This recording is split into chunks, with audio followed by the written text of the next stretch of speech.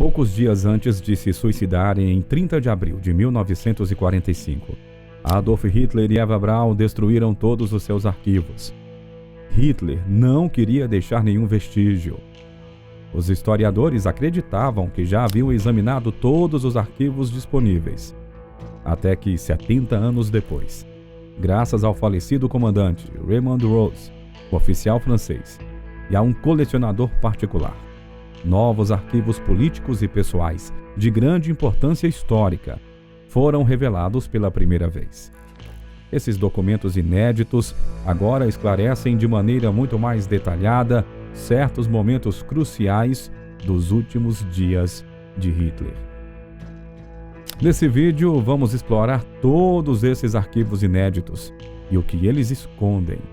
Então, já deixe o seu like e também se inscreva. E agora vamos para o vídeo. Os últimos dias da Segunda Guerra Mundial na Europa. Os avanços da União Soviética na frente oriental e os avanços dos aliados ocidentais desempenharam papéis cruciais na derrota da Alemanha nazista durante a Segunda Guerra Mundial. Esses avanços não apenas infligiram enormes perdas militares e também materiais às forças alemãs, mas também criaram uma pressão insustentável ao forçarem os alemães a combaterem múltiplas frentes simultaneamente.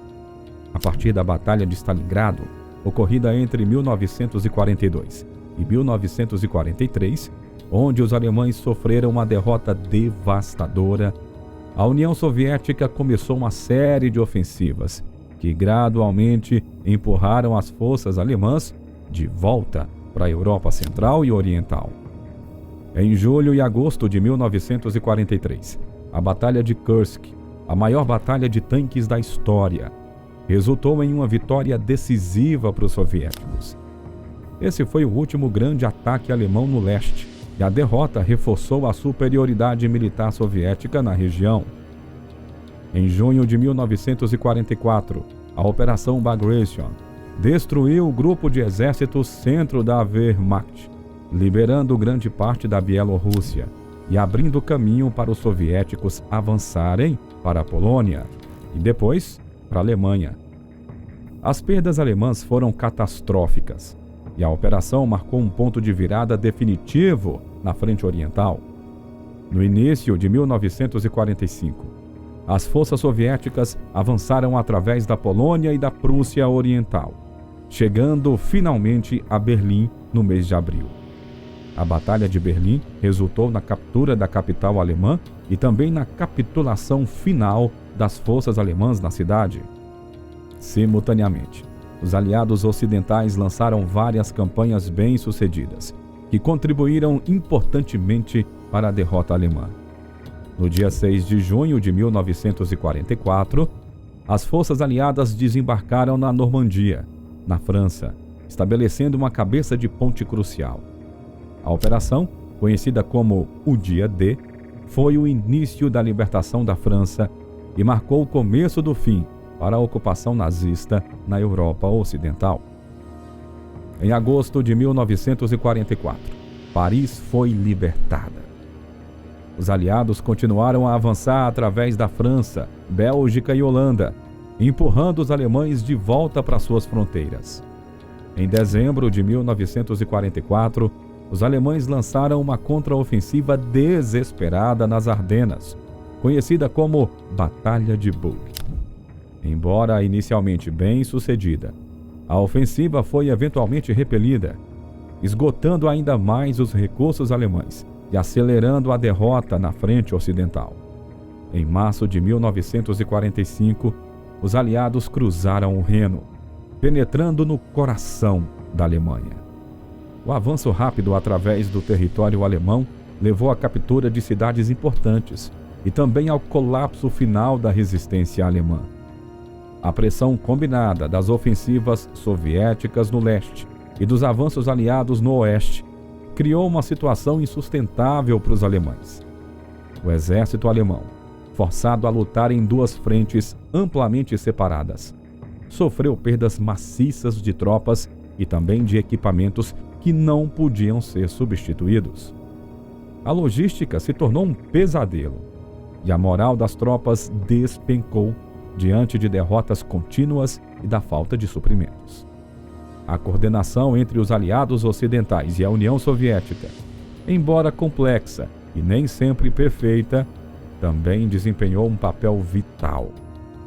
Os dois teatros de guerra se complementaram, com cada avanço em uma frente enfraquecendo a capacidade alemã de resistir na outra. O clima no bunker. Nos últimos dias da Segunda Guerra Mundial, o clima dentro do chamado Führer Bunker, onde Hitler e os seus associados mais próximos se abrigavam, era tenso e sombrio. À medida que as forças soviéticas se aproximavam de Berlim, a situação dentro do bunker refletia o desespero e a deterioração final do regime nazista. A atmosfera no bunker era marcada por um senso crescente de desespero e total resignação. Hitler, ciente da iminente derrota, exibiu sinais de comportamento errático e uma saúde mental em declínio. Ele passou longas horas em discussões militares com seus generais, apesar de saber que a situação era insustentável. Os relatos indicam que ele oscilava entre acessos de raiva, desesperança e uma determinação obstinada de continuar a luta até o fim. Conforme a situação piorava, Hitler tomou decisões cada vez mais desesperadas. No dia 22 de abril de 1945, ele admitiu pela primeira vez que a guerra estava perdida e que o suicídio era a única opção. Os preparativos para suicídios em massa começaram, não apenas para ele, mas também para os seus seguidores mais leais.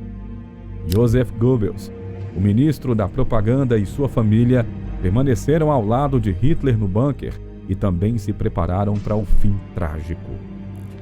Fisicamente, o bunker era um complexo subterrâneo úmido e claustrofóbico. Comida e suprimentos estavam se tornando escassos, e o constante bombardeio da artilharia soviética aumentava a sensação de terror e claustrofobia. O barulho incessante das explosões e o medo de um colapso iminente aumentavam o estresse entre os ocupantes. Muitos estavam doentes, exaustos e sem esperança. As dinâmicas internas no bunker também estavam tensas. Conflitos e desconfianças entre os líderes nazistas se intensificaram cada vez mais, com alguns criticando as decisões de Hitler, enquanto outros permaneciam leais até o fim. A paranoia e o medo de traição eram palpáveis, refletindo a desintegração do comando nazista. O isolamento do mundo exterior e a falta de comunicação eficaz exacerbavam a situação, deixando os ocupantes do bunker presos em um microcosmo de desespero e desintegração. Destruição de documentos secretos. Já pensando nas consequências da derrota, Hitler ordenou que muitos arquivos acabassem sendo destruídos nos últimos dias da Segunda Guerra Mundial por várias razões estratégicas e também psicológicas. Em grande parte, essas ordens de destruição visavam evitar que os aliados obtivessem informações cruciais sobre as operações nazistas e ocultar evidências dos crimes de guerra e das atrocidades cometidas pelo regime. Uma das principais motivações para a destruição dos arquivos era ocultar evidências dos crimes de guerra e genocídio perpetrados pelo regime nazista, documentos detalhando a solução final e outros atos de genocídio contra judeus, ciganos, prisioneiros de guerra soviéticos e outras minorias foram alvos específicos dessa destruição. Hitler e seus principais assessores sabiam que, se esses documentos caíssem em mãos inimigas, seriam usados como provas nos julgamentos de crimes de guerra que inevitavelmente seguiriam a derrota nazista. Evitar a exposição pública e a condenação desses atos foi uma prioridade nos momentos finais do Terceiro Reich.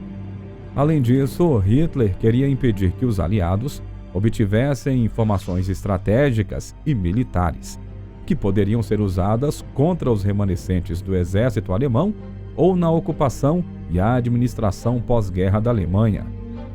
Isso incluía documentos sobre armas experimentais, planos de defesa, localizações de bases militares e instalações secretas. A destruição desses arquivos visava proteger qualquer chance restante de resistência armada e sabotagem, além de proteger segredos tecnológicos que poderiam ter valor no pós-guerra. Outro componente importante na decisão de Hitler era o controle do legado histórico do nazismo. Nos seus últimos dias, Hitler estava profundamente paranoico e totalmente obcecado com a ideia de que o seu legado, o legado do Terceiro Reich, não poderiam nem deveriam cair nas mãos dos inimigos. A destruição dos arquivos era uma tentativa de controlar a narrativa e evitar que os aliados expusessem e condenassem publicamente todos os detalhes do regime. Essa atitude reflete o desespero e a determinação de Hitler em seus momentos finais, mesmo quando a derrota era inevitável. Por fim, Hitler também queria proteger os colaboradores e os seus aliados do regime nazista, tanto na Alemanha quanto em outros países. Ao destruir documentos que continham informações sobre a colaboração de indivíduos e também de governos estrangeiros com o regime nazista, Hitler esperava proteger esses indivíduos de represálias e permitir a fuga de alguns para países neutros ou simpatizantes, onde poderiam, eventualmente, reorganizar-se ou escapar da justiça. Bom, antes de seguirmos em frente, quero ter certeza de que você esteja conosco até aqui e que também esteja gostando do nosso conteúdo, né? Comente a frase "Quero mais histórias". É super rápido. E assim você ajuda no alcance do nosso vídeo. Comente também alguma história sobre a Segunda Guerra Mundial que você gostaria de ver por aqui. Eles não conseguiram destruir todos os documentos, né?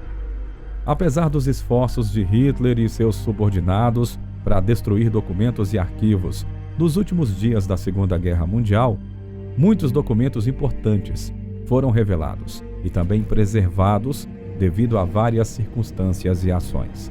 Diversos fatores contribuíram para que esses arquivos sobrevivessem e fossem eventualmente descobertos pelos aliados e pelos historiadores.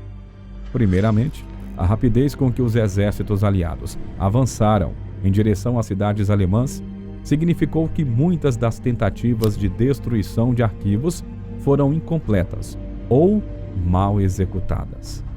Em muitos casos, os oficiais nazistas não tiveram tempo suficiente para destruir todos os documentos antes de serem capturados ou mortos. Além disso, alguns oficiais nazistas desobedeceram às ordens de destruição, seja por medo das repercussões, seja na esperança de negociar melhores termos de rendição ou de fuga mesmo, usando esses documentos como barganha. Outra razão pela qual muitos documentos foram preservados é que os aliados estavam conscientes da importância de capturar esses arquivos. À medida que as forças aliadas se aproximavam de Berlim e outras cidades importantes, unidades especiais como a Força-Tarefa de Documentação e Exploração foram destacadas para localizar e proteger documentos e arquivos de valor. Esses grupos tinham a missão específica de assegurar que o máximo de informações possíveis fosse preservado para futuras investigações e também julgamentos de crimes de guerra. Além disso, muitos documentos e arquivos foram escondidos ou enterrados pelos funcionários nazistas, que esperavam recuperá-los após a guerra ou usá-los para barganhar por segurança pessoal.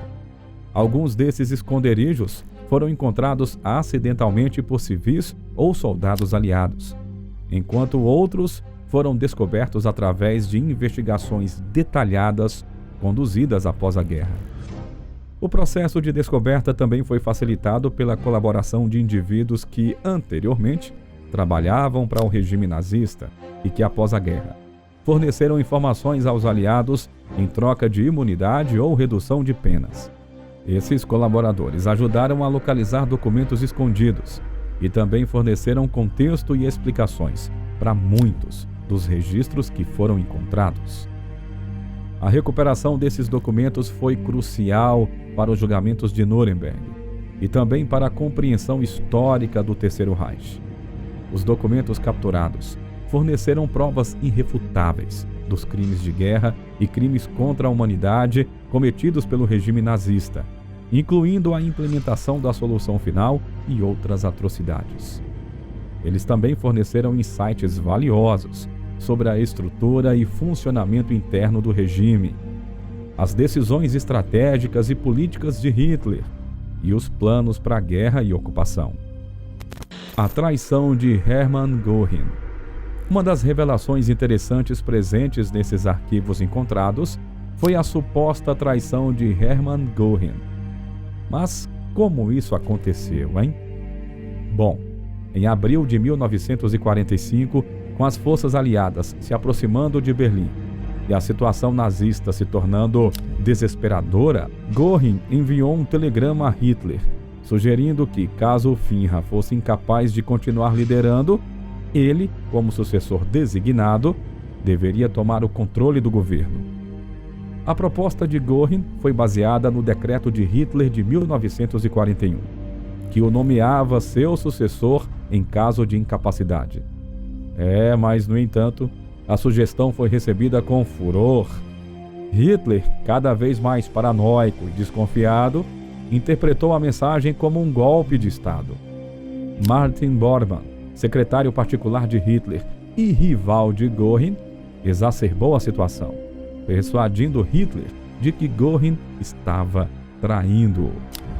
A reação de Hitler foi rápida e severa. Ele ordenou a prisão de Göring e a remoção de todos os seus títulos e posições dentro do partido nazista. Göring foi capturado por tropas da SS em sua residência, em Berchtesgaden, na Baviera, e colocado sob custódia. Esse evento marcou o fim da carreira política dele e destacou a desintegração interna do alto comando nazista nos últimos dias finais do Terceiro Reich. Além disso, a tentativa de Göring de assumir o poder refletiu a confusão e o caos dentro da liderança nazista à medida que a derrota se tornava inevitável. Com Hitler isolado no Führerbunker e Berlim cercada pelas tropas soviéticas, os líderes nazistas estavam em desordem, cada um tentando salvar a própria pele ou consolidar o poder no colapso do regime. Os túneis secretos de Hitler. Uma outra descoberta muito interessante nesses arquivos foram as redes extensas de túneis secretos de Hitler, como, por exemplo, a instalação conhecida pelo codinome Decknamen Jonas. Elas revelam uma faceta pouco conhecida dos planos nazistas durante o período da Segunda Guerra Mundial. Esses túneis, localizados em várias partes da Alemanha e territórios ocupados, eram destinados a operações clandestinas que abrangiam uma variedade de propósitos, incluindo o abrigo de tecnologias experimentais e a condução de experimentos humanos. Decknamen Jonas é um exemplo notável desses complexos subterrâneos. Localizada na região da Baviera, essa instalação foi projetada para ser um refúgio seguro para os altos dirigentes do nazismo, isso em caso de um colapso iminente na frente de batalha. Os túneis eram extremamente bem estruturados, equipados com sistemas avançados de ventilação, energia e até acomodações confortáveis, destacando a sofisticação da engenharia nazista.